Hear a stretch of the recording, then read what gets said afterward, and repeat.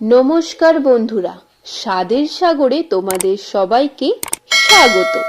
ভিডিওটা প্রথমবার দেখলে চ্যানেলটাকে অবশ্যই সাবস্ক্রাইব করে দিও আগে। আজ তোমাদের সাথে শেয়ার করব ব্রেড গোলাপ জামুনের রেসিপি। কি ভাবছো, ভুল শুনলে নাকি? আরে না না, ঠিকই শুনছো। ময়দা বাদে ব্রেড দিয়ে গোলাপ জামুন বানিয়ে দেখাবো আজ। যার স্বাদ আর টেস্ট কিন্তু হবে দোকানের মতোই নরম আর স্বাদে ভরপুর। তাহলে চলো রেসিপিটা শুরু করি। প্রথমে গ্যাসে কড়াই বসিয়ে দিলাম চিনির শিরা বানানোর জন্য। কড়াইটা গরম হলে ওতে 2 কাপ পরিমাণ চিনি দেব। তোমরা যতটা পরিমাণ চিনি দেবে ঠিক সেই কাপ মেপেই কিন্তু জল দিতে হবে। তাই সেই কাপ মেপেই আমি এখানে 2 কাপ পরিমাণ জল দিলাম। তারপর যতক্ষণ না চিনিটা গলে যাচ্ছে ততক্ষণ নেড়ে যেতে হবে।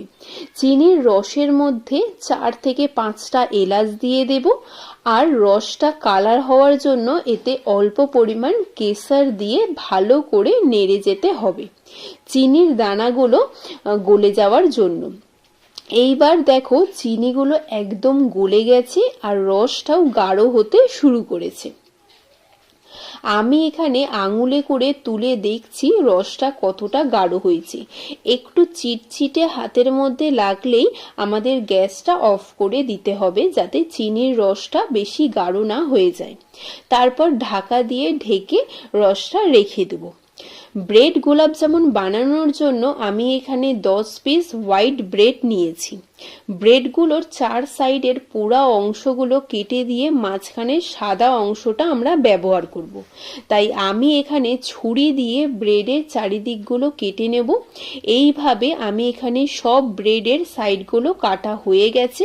তারপর এখানে মিক্সচারের বাটিতে ব্রেড ক্রাম্বস বানানোর জন্য ব্রেডগুলোকে টুকরো করে সব দিয়ে দেব। মিক্সচারে গুঁড়ো করার পর দেখো ব্রেড ক্রাম্বসগুলো একদম ঝরঝরে হয়েছে। তারপর সেটাকে একটা বাটির মধ্যে ঢেলে নিলাম। এইভাবে সব ব্রেডগুলোকে গুঁড়ো করে নেব। তারপর তাতে 2 চামচ ঘি দেব। 1 প্যাকেট আমুল গুঁড়ো দুধ আমি আগে থাকতে বাটির মধ্যে ঢেলে নিয়েছিলাম, সেটাকে দিয়ে দেব।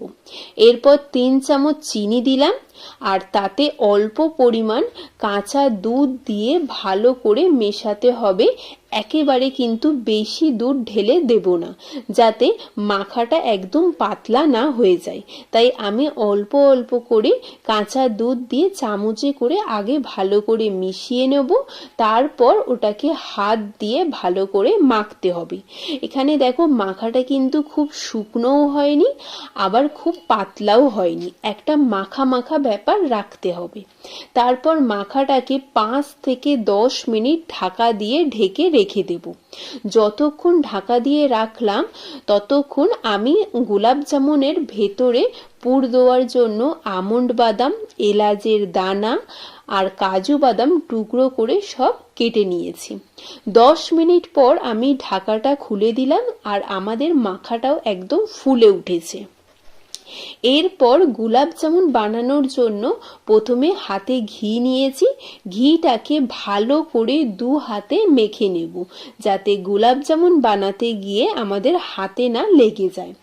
এরপর লুচির মতো অল্প অল্প করে নিয়ে 2 হাতে ভালো করে গোল করে পাকাতে হবে। তারপর মাঝখানটা গর্ত করে ওর মধ্যে কাজু, আমন্ড, এলাচের পুর দিয়ে সব সাইডগুলোকে ভালো করে মুড়ে আবার গোল করে লাড্ডুর মতো পাকিয়ে নেব, যাতে একদম দোকানের মতো গোল গোল হয়, গোলাপ জামুন যেমন দোকানে লাগে। এইভাবে একে একে আমরা সব গোলাপ জামুনগুলো বানিয়ে নেব। দেখতে থাকুন।